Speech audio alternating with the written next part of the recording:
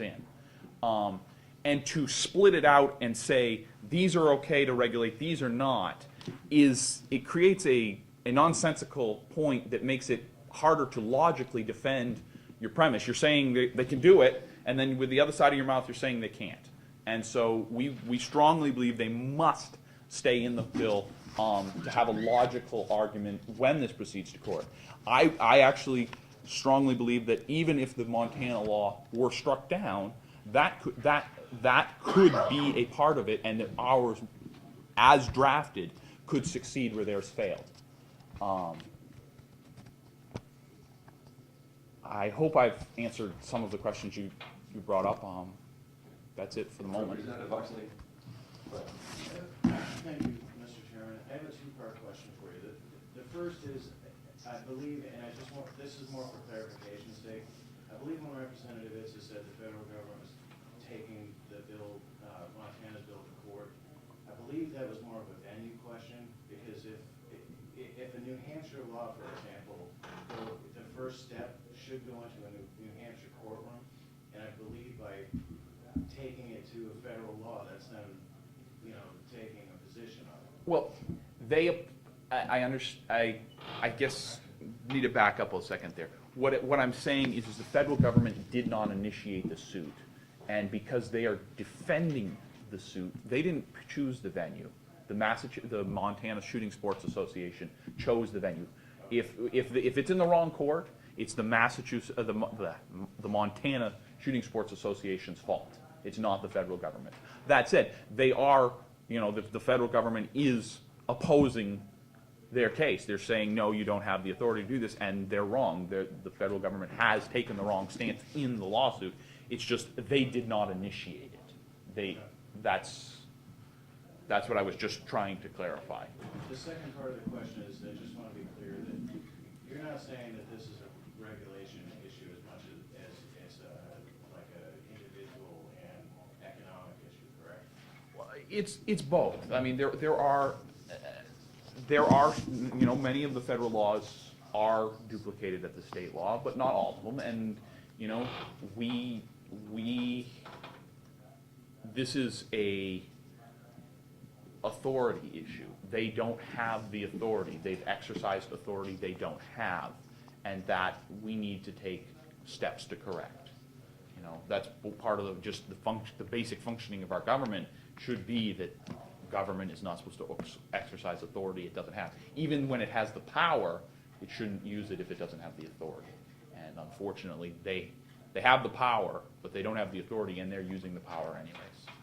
Representative Brzezinski. Thank you, Mr. Chairman. Can you please tell me, you made a statement that in enforcement of the NFA Act, that their interest wasn't in taxation, yet they issued a tax, there is a tax paid on it. You said it was more punitive or regulatory. How is that? Well, the tax is, for most NFA items, there's a $200 tax to transfer the item. The administration,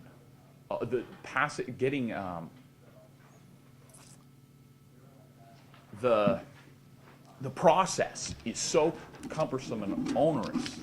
I would highly expect it costs them more than that $200 to process the application and it takes 3 to 4 months for an NFA item. Right now, I work with a firearms dealer. I've watched him fill out the forms.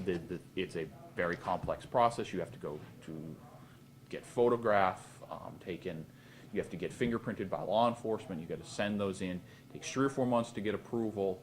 And I highly suspect that the cost of administering it, together with enforcement for any violations, far outweighs the revenue that is generated by that tax.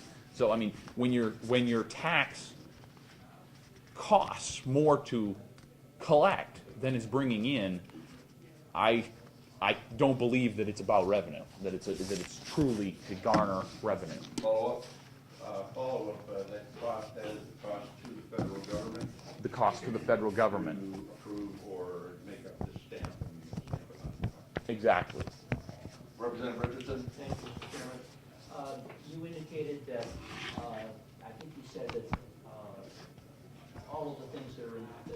regulated by the federal government are not regulated by the state. Can you tell me what items you're referring to? The federal government regulates if the state does not. I don't. I'd have to back off. New Hampshire does have a prohibition on felons owning firearms. New Hampshire has a prohibition on domestic violence misdemeanors from owning firearms. Certain people under restraining orders. But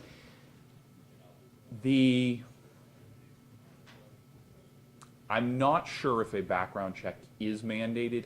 However, frankly, if I were a dealer, if I were selling a firearm and I did not know the person, individually know him to know that that person did not have a felony record, I'd probably ask him to say, my store policy would be, you've got to give me authorization to give a background check, and I'm going to get a background check before I sell you the firearm. Probably. That would then be up to the dealers, and if they sell in violation, they would be committing a crime under New Hampshire law. That's perhaps one example.